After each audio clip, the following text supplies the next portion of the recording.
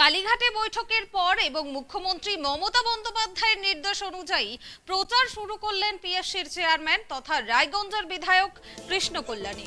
সোমবার রায়গঞ্জ ব্লকের বাহিন গ্রাম পঞ্চায়েতের মহারাজপুর এলাকায় মন্দিরে পুজো দেন বিধায়ক।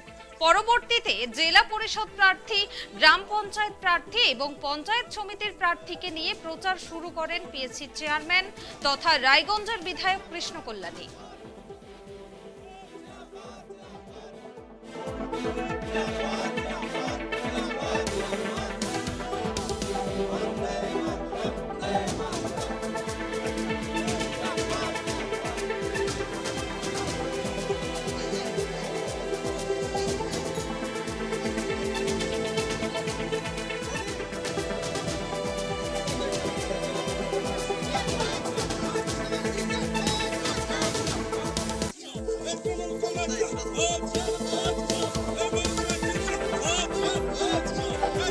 না, পঞ্চায়েতের যেমন ডঙ্কা বেজে গেছে, কালকে নমিনেশনের স্ক্রুটনি হয়ে গেছে।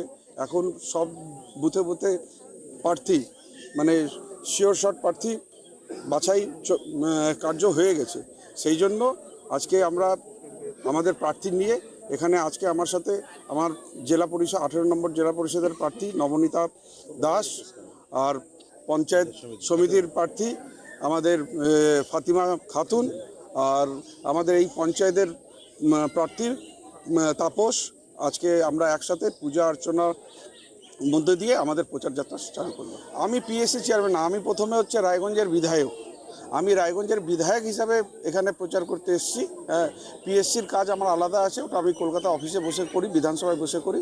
হ্যাঁ, সেই কাজটা বিধানসভা হবে। একজন বিধায়ক হিসাবে এখানে আমার যেটা এখন পঞ্চায়েত ত্রিস্তরীয় পঞ্চায়েত নির্বাচন হচ্ছে তার প্রচারে আমি নিজেকে নিয়োজিত। কেমন সাড়া পাচ্ছেন? খুব ভালো সাড়া পাচ্ছি, আপনারা দেখছেন। হ্যাঁ, শুধু অল্প সময়ের মধ্যে কাউকে না জানিয়ে আসে, শুধু পূজা অর্চনা করতে আসবো, তাতে আপনারা দেখতেছেন জনগণের কী হিসাবে উৎসাহ আছে। তো আগামী দিনে নিশ্চিত আমরা এই ত্রিস্তরের পঞ্চায়েতে একদম খুব ভালোভাবে জয়লাভ করব। এখানে বিরোধী বলে অন্য কোনো দল থাকবে বলে আমাদের মনে হয় না। আমরা নিশ্চিত এখানে আমরা বিরোধী শূন্য করব।